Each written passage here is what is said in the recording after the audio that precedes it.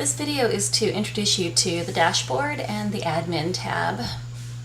So after you log in, you should see the dashboard link up here in the upper right corner of the site next to your email address. If you click that, you'll go to the dashboard, and this is the dashboard.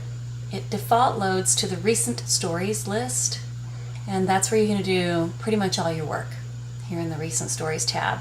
It shows you when it was last updated. It updates every minute, so it's going to keep reloading on you while you're working, and we'll talk about that. And as you see here, there's about 200 headlines listed at any given time.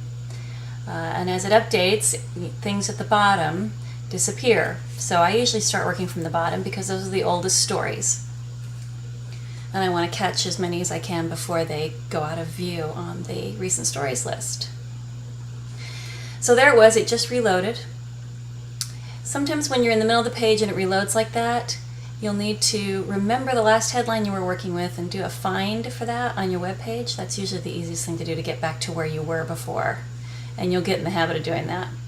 So here we see in this view, you see the user, the contributor's name, the contributor's email address, the headline of the story, and then you have the page reloading. Sometimes you get lucky and you're right where you were, like we are now.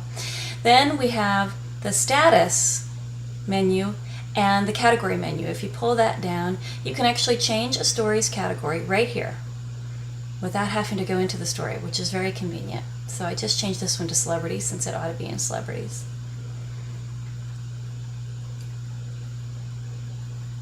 And this one too goes into celebrities. And as soon as you do it, it's changed. There's no confirming the action or anything like that. All you do is select that, and the next thing you know, it's been changed to celebrities.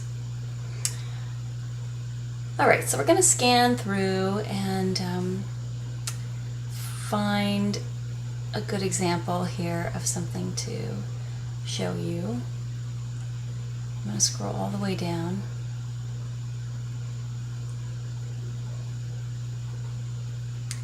And in case it wasn't clear, oh, here we go. So here's a new story, right? What new means is that the contributor hasn't been promoted yet, so their stories are always set on new as soon as they contribute them. This one is in press releases, in the press releases category. So I'm going to go ahead and set it to public without even really looking at it. I probably should look at it, but just to show you here, I could put it on Premiere. Premiere would let it show up in top stories, in featured, and on the front page. If you just set it to public, it doesn't show up in top stories, it can't show up in recent stories, and it can't show up on the front page, but it will show up in the press releases category if someone clicks through to that page.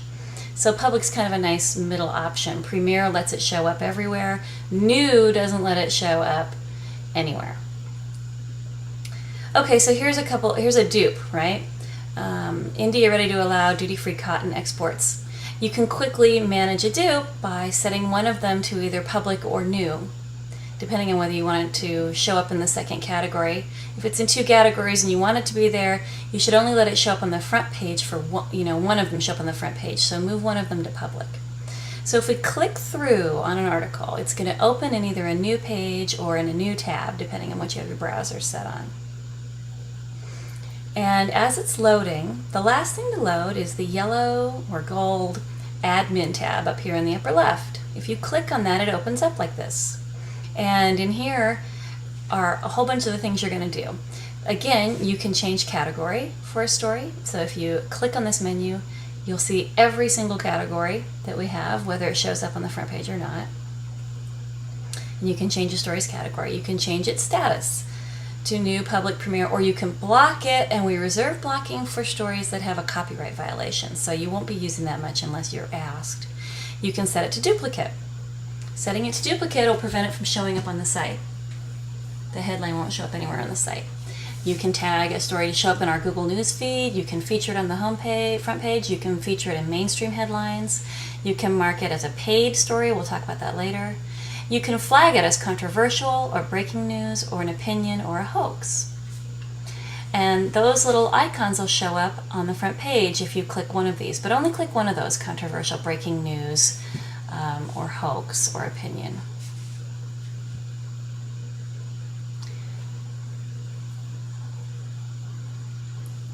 So we had made a change to the story and clicked the submit button. The page reloads. After it reloads, just close it.